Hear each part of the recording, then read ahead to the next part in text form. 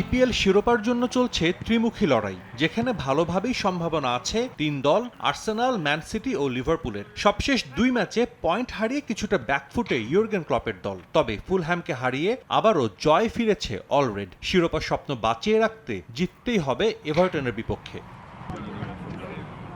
Merseyside ডার্বিতে সাম্প্রতিক সময়ে একচেটিয়া আধিপত্য লিভারপুলের। টফিসদের শেষ 5 দেখার 4টিতেই হারিয়েছে অলরেড। এভারটনের বর্তমান ফর্ম বলছে খেলাটা নিজেদের মাঠ গুডিসন পার্কে হলেও অপেক্ষা করছে কঠিন পরীক্ষা।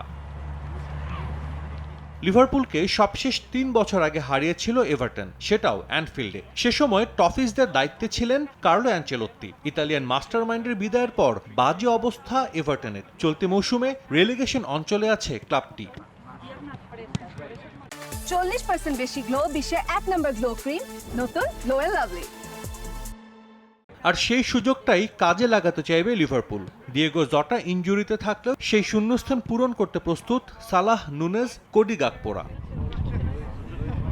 অন্যদিকে আরেক ম্যাচে ধুঁকতে থাকা ম্যানচেস্টার ইউনাইটেড খেলবে শেফিল্ডের বিপক্ষে। পয়েন্ট টেবিলের তলানির দল শেফিল্ড। লিগের এখনও বাকি 5 ম্যাচ, তার সবগুলোতে জয় পেলেও হয়তো রেলিগেশন এড়াতে পারবে না দ্য ব্লেডস। অবশ্য ম্যানচেস্টার ইউনাইটেডও খুব একটা ভালো অবস্থায় নেই। পয়েন্ট টেবিলের সাথে থাকা রেড ডেভিলদের সেরা 4-এ থাকার সম্ভাবনা শেষ। তবে এখনও টিকে আছে ইউরোপা লিগে কোয়ালিফাই করার সুযোগ। সেটা নিশ্চয়ই কাজে লাগাতে চাইবে এরিক টেন হ্যাগের দল। অবশ্য ইপিএলে শেফিল্ডের তুলনায় খুব যে ভালো অবস্থায় আছে ইউনাইটেড, সেটা বলারও সুযোগ নেই। শেষ 7 ম্যাচে মাত্র একটাতে জিতেছে টেন হ্যাগের দল, হেরেছে 3টি ম্যাচ। রোববার এফএ কাপে চ্যাম্পিয়নশিপ দল কভেন্ট্রিকে হারাতেই ঘাম ঝরেছে দলটার। তোপের মুখে কোচ। মৌসুম শেষে রেড ডেভিল ডাগআউটে তিনি আর থাকছেন না, সেটা একরকম নিশ্চিত।